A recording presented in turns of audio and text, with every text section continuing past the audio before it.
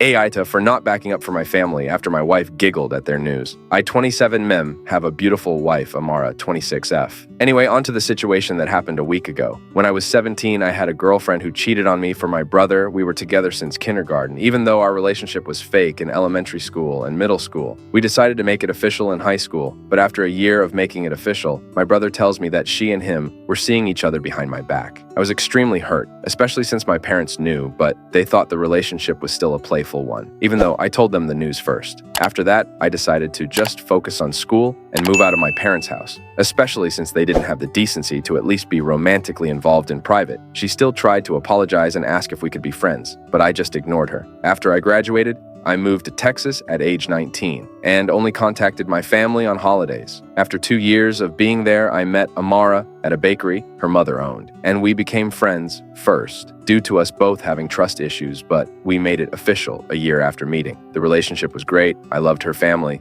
and they loved me. The wedding was absolutely wonderful, even though my parents and brother didn't come, even though I sent an invitation and called them the day before, and I realized that if my wife were ever in an argument with someone, even if she was wrong, I'd always have her back. Now, a week ago, my mother called me to ask if we could talk. She was on speaker since Amara and I were cooking. She knows about what my family has done and how they backed up my brother. So I didn't mind putting the phone on speaker since the only conversations I have with my family is about my brother. Well, my mom goes on to tell me how my brother and ex are getting married and he wants me to be his best man. It was silent for a bit and Amara burst out with giggles and I joined in after her. My mom hung up and I didn't bother calling her back and enjoyed my night with my wife. The next morning, I was bombarded with angry texts from my brother and dad on how I hurt my mother's feeling and made her cry by not telling my wife to not laugh. I don't think I did anything wrong. I technically didn't do anything, but I can somewhat say that it was childish, but it was a spur of the moment. So, aite for not backing up my mom. Update. Hi everyone. I am here to let everyone know what happened the week after the initial situation. After the week of the incident and many rude texts from my brother and father, I decided to contact my brother and told him how it was unfair to not come to my wedding, but then ask me to come to his. Well, some of you were spot on. My brother didn't want to come to my wedding, so my mother made up a lie instead of telling the truth. And he never asked for me to be his best man, nor was I even invited. I called my mother and asked her what the hell was going on, and she told me that she just wanted her sons to get along again. Even if I were to accept the now fake offer, the situation would have gone way worse since I wasn't invited. I've decided for the sake of my wife and I's future, I will be limiting contact with my side of the family. I've also mentioned in the comments that my wife is pregnant, so I have that to look forward to instead of a shit show. Amara and I also appreciate the kind words from some of you. Update 1. I think I posted the first update last night, or yesterday, I don't remember. But hello again. The situation has now spread from just my wife and I to my wife's side of the family. A friend of my ex found the post, and I guess the news spread like wildfire. And I was now getting texts from my immediate family and my ex and brother's friends. I've ignored it at first until some really hurtful things was said about my wife regarding her family and pregnancy, which caused my wife to have a panic attack since she couldn't calm down. I don't know if I could say what they said since it was very harsh and racist. I've now gone from limited texts to ignoring my whole family. I've decided to turn my phone off altogether, but I do appreciate every one of you. But I'm going to take this time to spend it with my wife and her family. We are now focusing on the pregnancy and getting things ready for 9 months of fun and weird cravings. Update 2. Hello. Exactly 21 days ago, I've made a decision that has been the best decision of my life. I'm just giving a small update. 1. My family is no longer in my life. 2. My wife read the post and comments, and she loves all of you, but was upset that I said she giggled. She wanted me to clear it up and let you all know it was a full cackle. 3. Our little baby is growing and healthy, hoping for a girl. But that's all once again. Thank you all. We love you.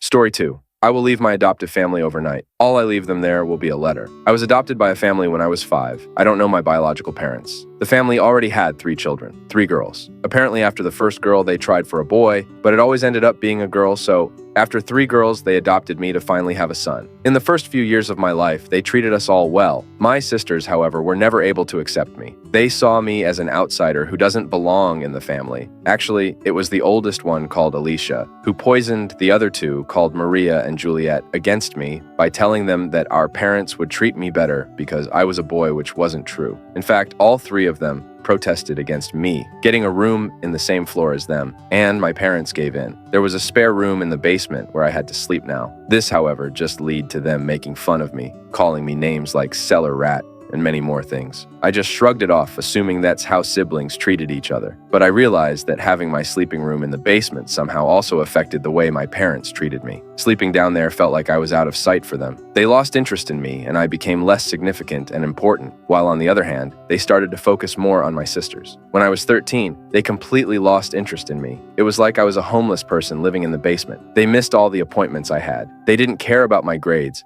They never even called me to eat. Sometimes I would come upstairs and see how they already took away the plates. If I was lucky, there were leftovers that I could eat. Do you think I got presents for my birthday? No, because they didn't even know my birthday in the first place. And last Christmas, they said they forgot to buy presents for me, saying they will go shopping with me the next few weeks to get me something which, as you might expect, never happened. I don't feel despised towards my sisters. I'm glad they have a home where they are cared for and that they can feel loved. I just don't understand why they would adopt me if they just throw me away like a piece of paper. I think they just wanted to have this feeling to have a son for some time, but then realized they could never love me like one of their own. And putting me into the basement was the last straw. That is when they completely banished me from their minds. And I just can't do this anymore. I decided to pack my things and leave. I will do it tonight. I stay at a friend's house for a while and try to look for a job that hopefully gets me enough money so that I can rent an apartment. And after that, I will never look back. I decided to leave a letter behind in my room. I wouldn't be surprised if they never even find it, let alone notice that I'm gone. I use a throwaway for this, but I actually don't know why. I thought I don't want them to see this. But now that I think about it, I could send them this post. I don't know why I even write this in here in the first place. I feel so desperate. Maybe I want this because I hope that someone is interested in me and my story. Update 1. I didn't expect to give you an update so quickly, but in the brief time span between my post yesterday and this one right here, so many things happened that I have to update you right now. Let's start by what happened yesterday. First of all, I never expected my post to blow up like this. This is absolutely insane. I tried to read all of your comments and answer all direct messages, but it's just too many. So I'm sorry if I ignored you. Many of you had great advice, such as taking all my documents with me and go to the police, which I wanted to do today. Let's go through everything that happened chronologically. After reading through many comments, I decided to take my documents with me. So at the evening before my adoptive parents went to bed, I snuck into their bedroom and took all documents that I could find and waited for nightfall. I packed my things and left when all of them were asleep. Everything went as planned. I silently left the house and went to my best friend's home. He had an apartment in a neighbor's city, so I had to walk for a while. I arrived at his apartment between 2 and 3 a.m. He had a spare bedroom that he used for visitors who might want to stay for the night. We agreed that I could live with him as long as I want. He only expected me to find a job quickly, and if I do, that he wants me to help him pay the rent for it. I was fine with that. I slept through the night, and at the morning I started looking for jobs immediately. But now, a few hours, something more than interesting happened. While I was on his laptop, still looking through the online job advertisements and collecting them, the doorbell rang. He opened the door, and I heard a familiar voice.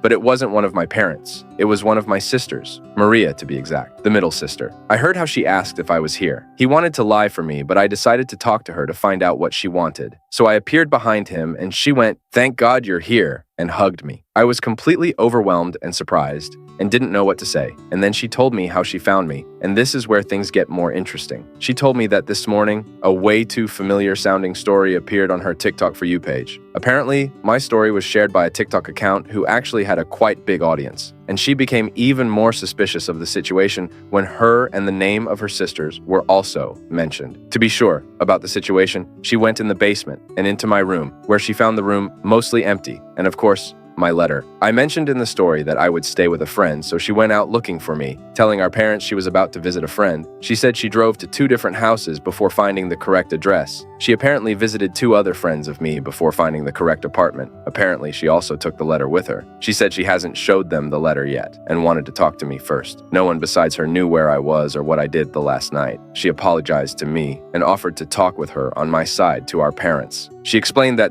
the way I talked about her in the original post made her feel bad. She said she never hated me or anything. She admitted that she also protested against me having a room on their floor, but just because of Alicia's influence on her and because she believed her lies when she was younger. Now that I think about it, unlike Alicia and Juliet, she never called me bad names. She said that Juliet probably also is just insufferable because of how Alicia manipulated her. She said she never realized how bad I was treated. She never gave a second thought about me because Alicia spread rumors that I was just very socially awkward and overall didn't like any of them, and that I would just lock myself inside the basement like the worst introvert and all of that. And as a reason for her claims, she just reminded them that I was adopted, and that is why I would try to make myself the outsider. I said to her that this might explain why she and Juliet might have been like that to me, but not why my parents would have behaved that way. She replied that she also can just make claims here without any proof, but she thinks it's because, even between them, Alicia is the golden child as the firstborn. Her and Juliet are only the failed attempts of them having a boy, and her being the golden child made it easier for her to manipulate both of them into believing the lies she told them. Then she said that she knows that mom and dad would be pretty easy to manipulate if you know how. And then she gave me 4 options. 1. I could come with her right now and talk with her to my parents. 2. She would let me think about it and leave but not tell my parents. 3. I refused to go back with her entirely, but she would tell them about the letter without telling them where to find me. 4. I refused to go back with her entirely, but she would pretend to not know anything but maybe stay in contact with me.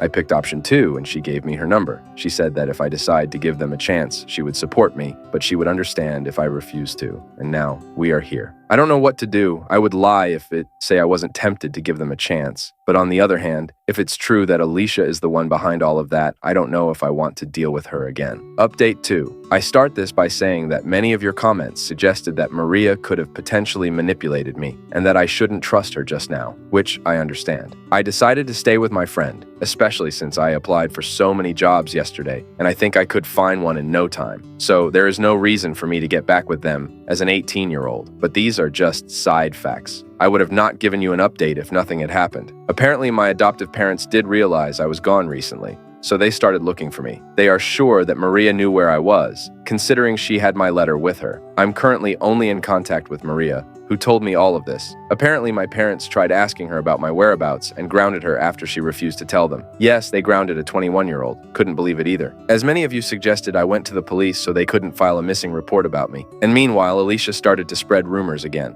Apparently, she used my disappearance as a proof that she was right with everything, and Juliet believes every single word. She is completely under Alicia's control. Even though I didn't want to see them again, I kind of want to give Maria a chance. I asked my friend if hypothetically Maria could stay with us too. He raised an eyebrow and said, "Only if she wants to sleep on the couch." And then he asked me why I want her here in the first place. The thing is, if she cares about me, then I don't want her to stay with this family. He was annoyed, but said yes. I texted her asking if she'd consider to move out and offered her to stay with me and my friend. Before you say it, I know it seems like a way too quick decision, but I truly think that Maria is not like the rest of them. Many of you said that she probably wanted to save face, but someone wouldn't go through all that to find me and then protect me by keeping my whereabouts a secret if they just wanted to save face. Considering that, I never mentioned their last names or where they live, so it's not like anyone could have known it was her in real life. I honestly think that my story opened her eyes. She answered by asking if I was for real and that she wasn't sure. I reminded her that she is 21 and probably should think about moving out of our parents' house anyway, and that she was grounded at her age is pretty up. They treat their children like 10-year-olds, even if they are adults. She said she is not denying that she would like that, because apparently Alicia also started to spread lies about her too, because of how she behaves towards me. She overheard how she was talking to her friends about her, and that she was called the complicit of a maniac. Still don't know why Alicia hates me so much, but I don't care about it. She said she doesn't think it's a bad idea, but she wants to find a job to have a financial stability first before moving out. That was fair enough. And my friend was much happier this way too. He said he isn't really excited of having another jobless person living with him, but he said that if she has a job, he'd gladly help her. One more reason why I think that Maria moving out isn't a bad idea is because if both her and me got a job, we could probably rent an apartment together in no time and would not have any financial problems. So yeah, that's it for now. Let's see what happens in the future. I want to mention one more thing.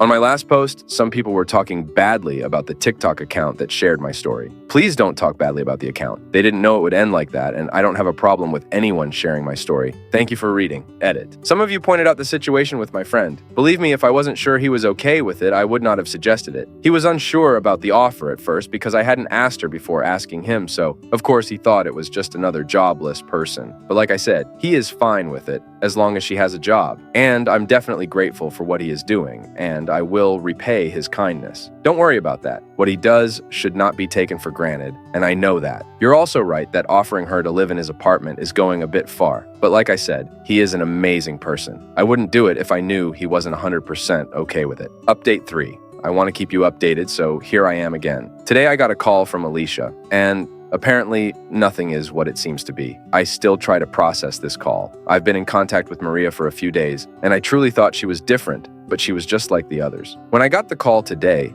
It was an unknown number. I froze when I heard Alicia's voice. She screamed at me saying, "Who the hell do I think I am to talk about her like that?" We had a little argument, but somehow managed to calm down. I thought about hanging up, but I wondered what she wanted from me. She told me to grow up. I was never part of their family, according to her, and that I should have known it since the beginning, and stop crying about it now when I could have done something about it the entire time. I admit I was angry and not very nice. I told her to go fuck herself and told her I was going to get Maria out of there too because both us wouldn't deserve a life around someone like her. Then she said something I guess she shouldn't have said. She said that I was ridiculous because Maria was a part of all of this theater, and if I truly thought mom and dad cared about me. Then she accused me of trying to ruin her family and told me what really happened after I left. They tried to save their face. Maria hasn't told me the full story. Apparently, it's true that she was the one who found my story on TikTok by accident, and she also found the letter first. In Maria's version of the story, she lied to mom and dad and told them she was about to visit her friend when she was looking for me and they didn't know about it. But Alicia said that Maria told mom and dad immediately after finding my letter. This also answers the question how Maria knew about my friend's address. I never told this to anyone except my adoptive mom. They thought that if they fooled me into thinking I had someone on my side, it would be easier for them to get to me because they assumed I probably wouldn't open the door for them. I couldn't believe it and asked why I would believe someone like her, to which she replied, "Who do you think gave me your number?" Then she demanded me to take down my post and hung up. Honestly, I kind of believe her, but it also proves that they are all the same. They try to manipulate me to get back with them, to save their reputation. Many of you guys warned me about this, but even after everything that happened, I didn't want to believe someone could be this evil. But that's it. I will cut any contact with them. I am not taking my posts down. Everyone deserves to know what these people are. I cannot believe I tried so desperately to see the good in them. Oh, some of you might want to know that I also apologized to my friend for offering room that wasn't mine to begin with. I understand your critique about this, and you are right. I crossed a line there. With that being said, the chapter, Adoptive Dickhead Family, is hopefully closed now. I try to focus on my life, and maybe someday I will find someone who truly loves me. I might keep you updated if anything is going to happen, but think this could as well be the last post of this throwaway account. Wish me luck. See ya. Final update. After the last update post, which I wanted to be the final update post, many people in the comments accused me of faking my story. They tried to find contradictions in my story to proof that I was lying and accused me faking it for clout or Reddit karma, even though I don't really know what Reddit karma does. Me answering to their attempts of defamation gets downvoted. I am not lying with anything. I wish all of them the best, but I don't want to have anything to do with this family. A few people pointed out that Juliet and Alicia made posts of their own, but apparently these posts got deleted because I cannot find them. I also can imagine they were just fake profiles and that they are not the real ones. You can post them under this post if they can be found somewhere. But no matter what they wrote, I'm sure that if they are real, they try to save their reputation by telling you lies. I would like to appeal to you to not believe anything they say. The backlash on my last post and the people calling me liar, however, is frustrating, and right now I need some peace and focus on my life and things that feel good to me. I hope you can understand that. I'm going to keep my account here for 2 days and then delete it. This way I can leave this behind, and no one of the negative comments can accuse me of hiding anything or doing it for clout or Reddit karma, and everyone should be able to read my story before it gets deleted. To those who support me, I want to thank you so much. I felt safe enough to share my story and even update you. When I made the first post, I never thought it would reach so many people. So thank you all so much. Edit. Okay, I just found Juliet's post on the same TikTok page that shared my story, and this post is completely fake. My name is not Ben as suggested in this post. It's more like a fan fiction of my story where someone who has nothing to do with our family tried to add their perspective, and the situations that were described there never happened. It's not even that they happened, and it's just a different perspective. No, it's completely made up.